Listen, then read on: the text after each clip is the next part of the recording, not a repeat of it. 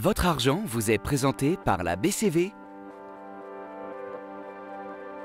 et Helvetia, votre assureur suisse.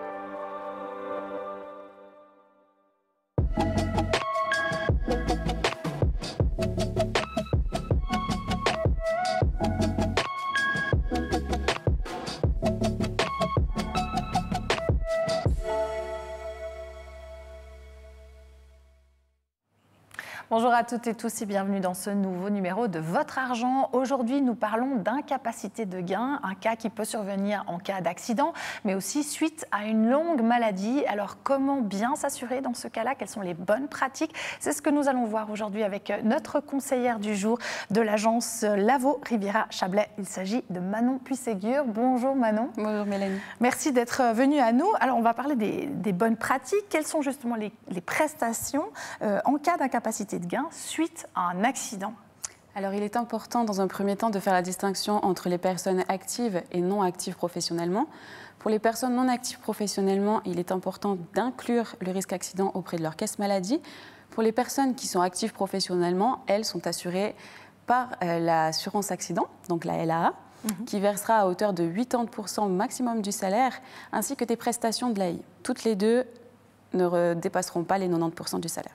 Alors là, on a parlé d'accident. On sait que c'est un cas qui peut survenir aussi et très souvent suite à une maladie. On y pense un petit peu moins. Est-ce que les conditions d'assurance sont différentes?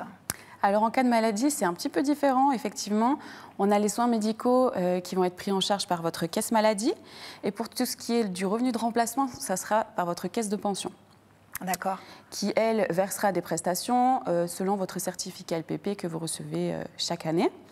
Il faut savoir qu'il y a un délai d'attente de l'AI de 360 jours. Donc pendant cette période-là, vous n'aurez pas de prestations. Oui, et ça peut être long. Et donc, on a une notion de perte de gain qui intervient, qui peut être conséquente. Quelle est-elle? Exactement. Alors, rien n'est versé avant la décision de l'AI, comme on l'a dit auparavant, sauf l'assurance indemnité journalière, qui est versée par votre employeur à hauteur de 80% maximum du salaire. Après la décision de l'AI, la caisse de pension ainsi que vos assurances privées, là, verseront des prestations selon ce qu'a décidé l'AI. Oui, donc on comprend bien que la situation peut changer drastiquement dans un cas tel qu'un accident, une maladie qui se prolonge. Comment, dans ce cas-ci, est-ce qu'on peut s'assurer de manière optimale face à cette incapacité de gain en raison d'un accident ou d'une maladie? Ok.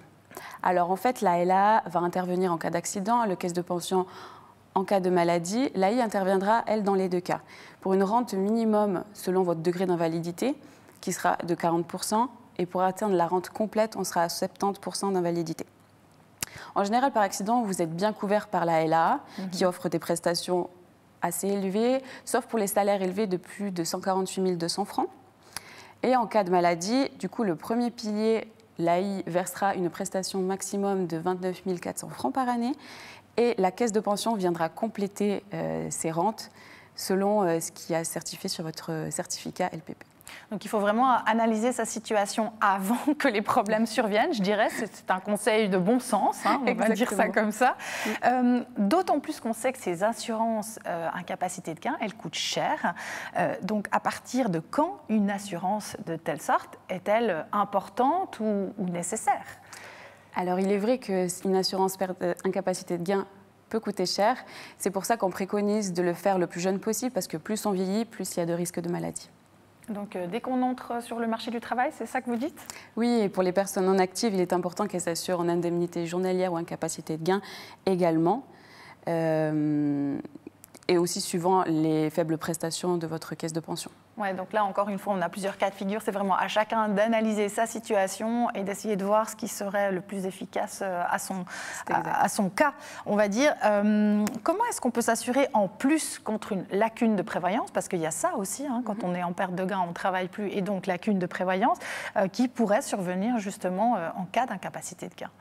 Alors, il est vrai qu'en cas d'incapacité de gain, ça peut être très lourd financièrement, notamment à cause des délais d'attente et des manques de couverture insuffisantes, tout simplement. Chaque situation est unique. C'est pour ça que je préconise à chaque personne de se rapprocher de leur assureur pour qu'ils puissent bénéficier d'un conseil personnalisé et d'une analyse de prévoyance. Vous pourriez quand même nous donner un exemple? Qu'est-ce qu'on pourrait prendre comme type d'assurance dans un cas que vous pourriez nous donner? Alors une assurance incapacité de gain, justement, pour venir combler ces éventuelles lacunes du premier et du deuxième pilier. Voilà, bon, mais pour le reste, on viendra vous voir. Merci Avec beaucoup. grand plaisir. Merci beaucoup, Manon, Merci à vous. pour toutes ces précisions aujourd'hui sur la perte de gain et l'incapacité de gain. Un sujet qui est quand même très important à régler avant, comme on l'a bien compris. Merci à vous de nous avoir suivis aujourd'hui et à très bientôt pour un nouveau numéro de Votre Argent. Au revoir.